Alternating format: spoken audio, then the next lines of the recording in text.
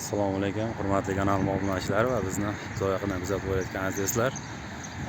Do'stlar, ana barchalaringga alangalik salom do'stlar. Mana ko'rib turganlaringdek, hozir Issiqko'ldamiz.